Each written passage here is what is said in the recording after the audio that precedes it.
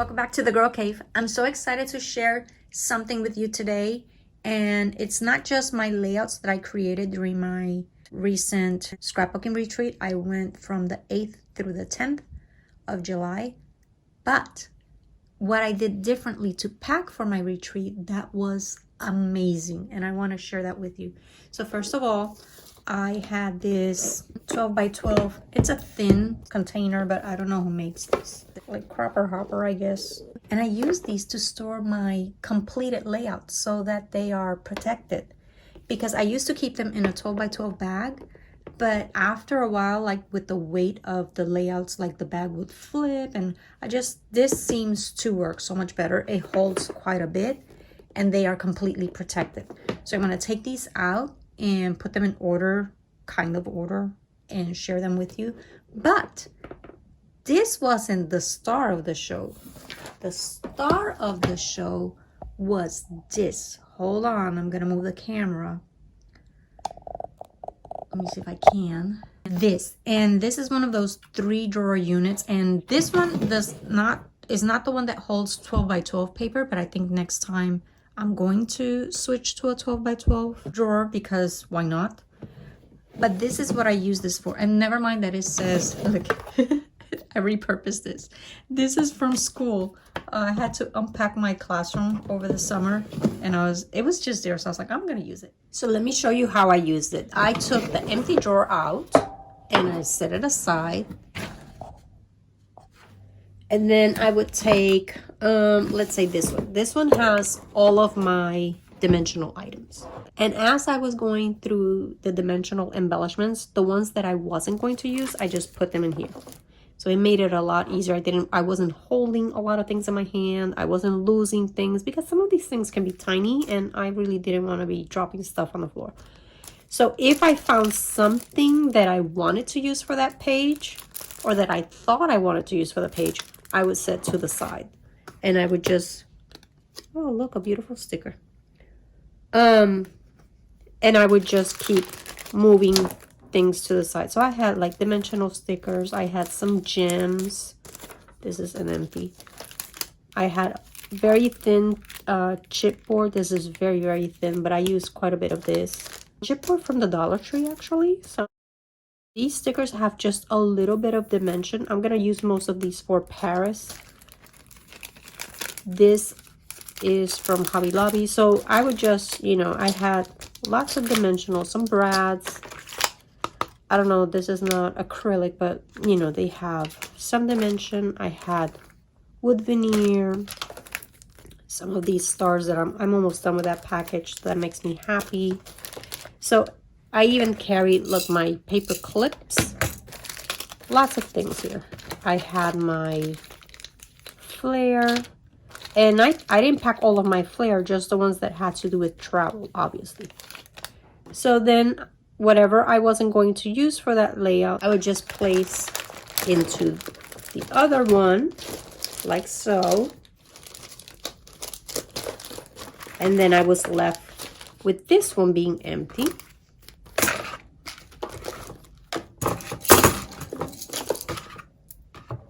So that when I went through my flat items, I could just pull that drawer out. This sticker goes here. And this is why for the next retreat, I'm going to pack this set of drawers that's actually 12 by 12, because these items are just a little bit longer and they bend right there. Even though they technically fit, they bend, and some of the things might come off. So if you have the 12 by 12 3-drawer unit, use that one. It's going to be a little better for maintaining the integrity of your supplies. So I would do the same thing, go through all of my flat supplies, and if I found something that I wanted to use for that particular layout, I would set aside. Okay, I even had some of my Bashket items in there. I had a sticker book. I had flowers. I took a sampling of my tags. I took a sampling of journaling cards that I wanted to use for travel. These are little labels. So I took those 2 boxes. Okay. So that made it incredibly easy to go through all of my supplies quickly and not lose anything. So I always had one empty drawer. So for the next layout, I would do the same thing. Pick out a drawer, whether it was the flat items, pick what I wanted to use, or whether I wanted to go through my dimensional items and pick what I wanted to use. Then I had this little pencil box, and in here I would put the things that, all of the product that I pull out, whatever I didn't end up using on my layout, I would keep in this one. So this was like the leftovers, I guess. And I had some wax paper in there, the little pieces of the manufacturing strips that I would cut off, things that I didn't end up using or that I used, like this one. I had used some of these brads, but obviously not the whole thing. And this one I used up pretty much completely. I only have 2 pieces here, well 3 if you count that I'm not going to use because I didn't go to Milan and I didn't go to Venice, so technically I can get rid of this, which I will. And then I finished this and I was gonna throw it away, and I actually pulled it out from the trash can because I said, no, I have to share this. I have to share this. This is from my Bashket, and I've had this in my Bashket for, I'm gonna say 2 years now. I finally used the little bits that were left over. So I wanted to bring it in because this was very special. I actually used it up. There's that. And then, you know, the little things that I didn't use that I had pulled or that I was going to work. Like I had like all of my Italy pages out, and as I was pulling, I was like, oh wait, I'm going to use this one for the next page. So that's what happened when I was going through my notebook and I saw this one. And I was about to start with my Paris pictures, but then I gave up. So I had pulled that one out because I didn't want to forget you to use it. So every time I would start a new layout, I would go through this box first and make sure that I picked a few things from here. And then I would go through my drawers, okay? So this right here, fantastic idea. It is sturdy. It didn't really take up that much space. It was easy for me to stay organized and go through my supplies, and just, I love it. So I'm going to use this from now on. Every time I go to retreat, I will take this, except I'm going to use the one that is actually 12 by 12, so I don't have this issue here. It doesn't really stand out that much, but it bothers me. Now let me show you the layouts that I created.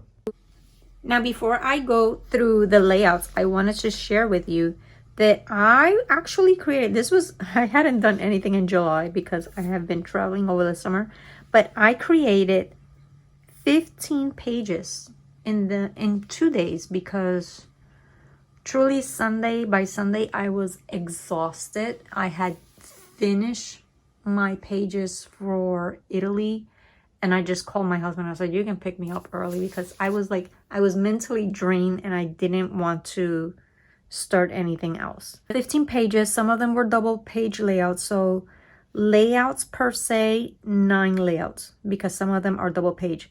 I used 5, 10, 15, 24 papers, the entire sheet of 12 by 12 paper. That's how I count them. If I use half a sheet, I don't count it. And then products that I managed to use up completely and throw away the packaging, 7 of them. Now, some of them only had a few things, like that little thing that I had from my Bashket. So it just had like maybe 9 little circles to use. I also did a make and take, creative memory make and take with her border punches. And I created this. So this will be the border for one side of a layout, and then I'll use that one for the other side of the layout. So pretty much I have a base page made. I'm gonna count that as a base page. And then here are the layouts that I created. This one was a single page layout, and it was the last page that I had of the Leaning Tower of Pisa, and I really wanted to put this picture of Romulus and Remo. So because I remember that from like learning history, that was something that stuck with me, and when I saw those, I was like, oh, I remember this. So my title is Oh Brother, and I have that. I really love it. Very simple, but you know, I use the graph paper because obviously it has to do with math and the letters. Love that. My next layout is a double page layout, and it is from the Colosseum. And I just, again, a lot of graph paper because it has to do with math. And I just love, I remember reading about the columns and imagining that they were large, but when you see it, I was blown away at the size of these columns, and the size of the Colosseum was just unbelievable. And I was just so overwhelmed, thinking, oh my gosh, I'm actually touching something that has been here for thousands and thousands of years. I was like, I'm touching history. I was geeking out. I really was. And I'm not a nerd, but oh my gosh, I just love this trip so much. My boys were like dying. It was like 104 degrees, but I love this so much. So that's a double page layout. The next layout is also a double page layout, and it's from the Colosseum. I just need to make my title right here, which will be my gladiators. So they each pose right there at the top. And these are the tickets. I actually like to use my tickets, my brochures. People will save the brochures and the tickets. I actually incorporate them as part of my layouts. I like to do that. This right here was from my Bashket. I used it up. I used the little things from my Bashket as well. So those were the little dots that were left over. Instead of enamel dots, I used those. So I was happy to get them used. Then this one is a single page layout, and it was when you right outside of the Pantheon, they had this guy was dressed up as a gladiator, and he would just take pictures with you. So I thought that was cute, so we took that picture. Love that. Then I have another single page, and this one is when we took our tour to Pompeii. Now, that is a sad story, obviously, but I have a weird sense of humor. It was just, this was the first thing that I saw on our way to Pompeii. And I was just shocked that that was there. So we're driving into Pompeii, and the first thing I see, and it stands out because it's like really, really tall sign.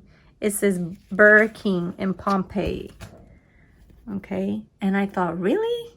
That's really? Because, you know, there was a volcano there, so flame broiled. So I just couldn't help myself. I used some journaling cards. That's always a good thing when I can use journaling cards. And then this sticker and the little flames were from a Hot Wheel collection. So I have just a little bit of everything there. Next, I have a double page layout of Pompeii. And I have a lot of like the, you know, the buildings and the flowers that we saw there. So I love this one. Have a lot of pictures here. Then the next one is also a double page layout of Pompeii. And in this case, I got some really good shots of Mount Vesuvius, because usually it's very, how do I say this in English? Like the air quality is not so good. Like there's a little bit of, like you can't really see clearly the volcano. But in this case, I got some pretty good clear shots of the volcano. So I entitled this Vesuvio, which is Mount Vesuvius. And then this sheet of paper right here, I love using this sheet of paper. This was gifted to me by Barb, and she had mailed it to me during my previous retreat. And she said, oh, I hope you didn't get to finish your pages because I'm sending you this. And it was perfect because I had not finished Italy, and I love using this 6x6 paper. So thank you so much, Barb. I really love using this paper. And hold on, this layout right here, this sheet of paper was also given to me by Barb. So I used 2 of the sheets of paper that she gave me. And for Paris, she sent me this large sticker sheet. And this is from the Dollar Tree. I guess you're supposed to put them like on the wall.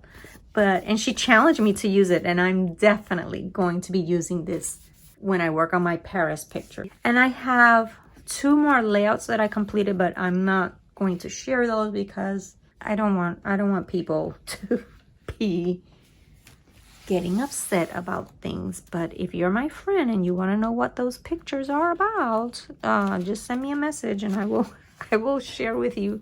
It's history.